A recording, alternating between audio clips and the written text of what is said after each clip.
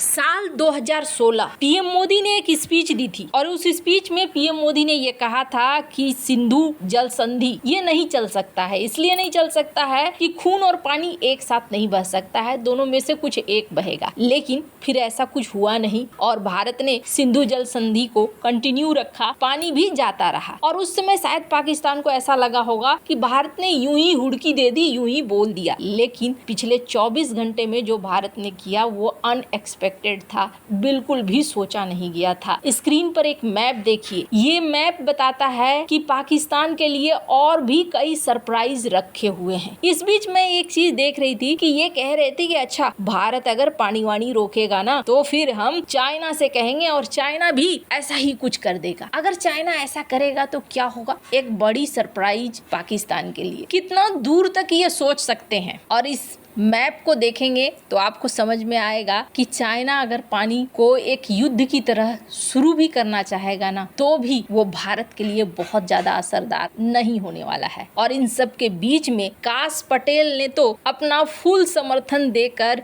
हैरान कर दिया है पाकिस्तान को। जियोपॉलिटिक्स में बहुत कुछ चल रहा है। हमेशा की तरह CIS न्यूज नेटवर्क के इस एपिसोड में जानने को मिलेगा बहुत कुछ। आइए जानते हैं इन खबरों को विस्तार से। अब तक बहुत बार चर्चा हो चुकी है सिंधु ट्रीटी की। अभी आप देखेंगे मीडिया में खूब सिंधु ट्रीटी का जिक्र होता है। अब यहाँ से जो सिंधु नदी निकलती है और पाकिस्तान में जाती है उसका उपयोग करीब 90% वहाँ किया जाता है। इसी बीच भारत ने पानी कह दिया कि हम एक बूंद पानी नहीं जाने देंगे। पाकिस्तान के लोग उधर से ये कहने लगे कि ये तो संभव ही नहीं है। भारत में भी ऐसा नहीं है। कुछ लोग ऐसे थे जिन्होंने इस सवाल को उठाया कि क्या ये संभव है? भारत के लिए संभव नहीं है। अभी तो वैसा कोई इंफ्रास्ट्रक्चर बना ही नहीं है कि भारत एक एक बूंद भी नहीं जाने देगा। ऐसा नहीं होगा। अब भारत ने एक सरप्राइज दे दिया कथित तौर पर, हालांकि आधिकारिक पुष्टि नहीं हुई है, लेकिन यहाँ पर स्क्रीन पर आर्टिकल देख सकते हैं और सोशल मीडिया के ये कुछ वीडियो देख सकते हैं। हिंदुस्तान की तरफ से अभी जारी ये दरिया में पानी का बहाव कम से कम 20 से 30 फुट ज़्यादा कर दिए गए। इस वक्त आप देख सकते हैं ये आपके सामने, इसमें कहा जा रहा है कि झेलम में पानी छोड़ दिया भारत ने। और इस भारत के पानी छोड़ने से क्या हुआ? मुजफ्फराबाद का इलाका ये बाढ़ में इस वक्त फंस गया। मैं लोगों के कमेंट्स भी देख रही थी, बहुत तरह के कमेंट आ रहे थे कि ये तो एक सरप्राइज हो गया। सूखे की तैयारी कर रहे थे और यहाँ बाढ़ आ गया। ऐसा लगता है जैसे भारत ना इस बार अपनी सारी प्रॉब्लम हल कर लेगा। और इसकी तैयारी ऐसा नहीं है कि आज से, बल्कि ऐसा लगता है जैसे भारत ने काफी पहले से शुरू कर दिया था। और इसके पीछे कारण है। कारण ये है कि आप दोस्त को पहचानो या ना पहचानो, अपने दुश्मनों को बहुत अच्छे से पहचानो। और उस देश का बहुत बुरा हाल होता है जो भविष्य को देखकर नहीं चलते हैं। भविष्य को देखकर नहीं चलने के कारण भारत का 80% पानी पाकिस्तान को जा रहा था, पाकिस्तान को भरण पोषण मिल रहा था। लेकिन भारत ने भविष्य को देखा।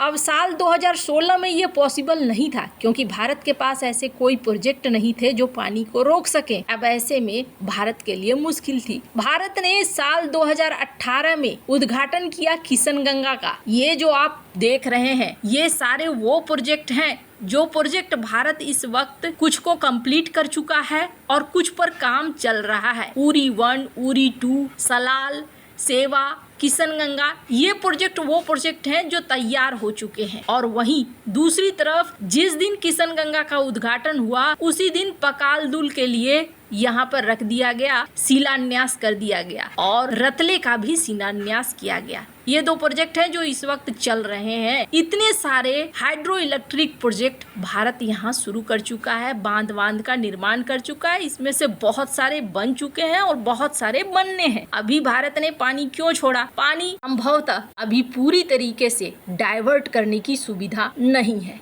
लेकिन काफी हद तक हो चुकी है। और जो नहीं हुई है वो साल 2026 तक तैयार होने की संभावना बताई जा रही है। मतलब ये कि भारत अब यहाँ पर आने वाले महीनों तक यही कर सकता है कि एक बार को पानी स्टोर करे, फिर पानी बड़ी मात्रा में छोड़ दे। अब इससे क्या होगा आप जरा सोचिए। इस देश के अंदर बाढ़ की भी स्थिति है और सीमा पर भी स्थिति खराब है, तो सेना जाए तो जाए किधर? मैं देख रही थी कि कई बार कई ऐसे लोगों के भी पोस्ट आ रहे थे, खास तौर पर शायद पाकिस्तानी अकाउंट्स हों, जो ये कह रहे थे कि चाइना से हम बोलेंगे और चाइना फिर ब्रह्मपुत्र नदी पर कुछ ऐसा ही करेगा। पहली बात तो ये कि चाइना ने ब्रह्मपुत्र नदी को लेकर एक बड़े डैम की घोषणा जरूर करी है और उसको काउंटर करने के लिए भारत ने भी निचले स्तर पर अपने देश में घोषणा करी है। दूसरी बड़ी चीज ये है कि पाकिस्तान और भारत की स्थिति अलग है। सिंधु नदी के पानी पर पाकिस्तान 90% तक निर्भर है, जबकि भारत की बात करें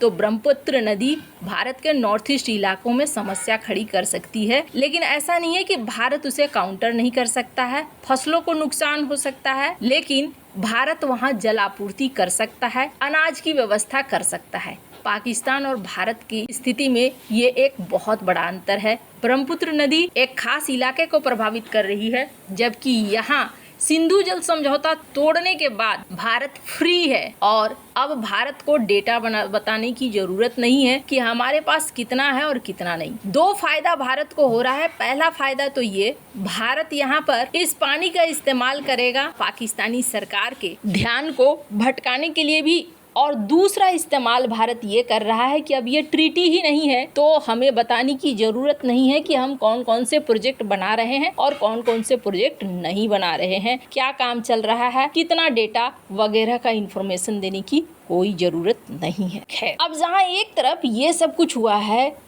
वहीं दूसरी तरफ ये देखा जा रहा है कि अमेरिका की तरफ से फुल भारत को समर्थन मिल रहा है। स्क्रीन पर एक ट्वीट देखिए, काश पटेल के द्वारा ये ट्वीट की गई है और इस ट्वीट में ये कहा गया कि मारे गए लोगों के प्रति मेरी संवेदनाएं। और सबसे पहली बात, इन्होंने आतंकवाद का नाम लिया कि ये एक आतंकवादी हमला था जो कश्मीर में हुआ है, और इन्होंने फुल सपोर्ट ऑफर किया है भारतीय गवर्नमेंट को। साथ ही साथ इन्होंने ये भी कहा कि ये दुनिया के लिए एक बड़ा संदेश है कि किस तरीके से आतंकवाद दुनिया को परेशान कर रहा है। ये जो ट्वीट है ना, ये पाकिस्तान के लिए किसी बड़े बम से कम नहीं है। अभी अगर देखें आप तो अमेरिका का लगभग हर बड़ा अधिकारी भारत के सपोर्ट में ट्वीट कर रहा है और सीधे सीधे इसे एक आतंकवादी घटना बता रहा है जो पाकिस्तान चाहता था कि न हो। एक दबाव पाकिस्तान के ऊपर दुनिया भर से बनना शुरू हो गया है। और जहां तक बात है कि क्या चाइना इस युद्ध में शामिल होगा, तो जो अभी सीन बन रहा है ना, उस सीन में चाइना इस युद्ध में शामिल नहीं होगा, क्योंकि जिस तरीके से अमेरिका और चाइना के बीच में टैरिफ वॉर चल रहा है, चाइना को एक बड़ा मार्केट चाहिए जहां पर वो अपने सामानों को बेच सके। और दूसरी बड़ी चीज ये है कि चाइना ताइवान को लेकर भी फंसा हुआ है। चाइना खुद नहीं चाहता है कि इस वक्त भारत और चाइना में कोई भिड़ंत हो। पिछले कई महीनों से हमने देखा कि किस तरीके से चाइना भारत को साथ लेकर चलने की कोशिश कर रहा है और उसका मकसद अमेरिका को काउंटर करना है। ये चीज चाइना बहुत अच्छे से जानता है कि अगर यहाँ पर पाकिस्तान के साथ वो आता है तो फिर जो डर है कि कहीं भारत और अमेरिका एक साथ ना आ जाए, वो डर सही हो जाएगा। वैसे इस वक्त जो अमेरिकी अधिकारियों के द्वारा या अमेरिका के बड़े बड़े लोगों के द्वारा भारत को सपोर्ट दिया जा रहा है, इसे चाइना भी बहुत ध्यान से देख रहा है और रूस भी बहुत ध्यान से देख रहा है। आपको क्या लगता है इन सब मामले में, आपकी क्या राय है, कमेंट कर जरूर बताएं। जल्द मिलते हैं अगले वीडियो में नई खबर के साथ।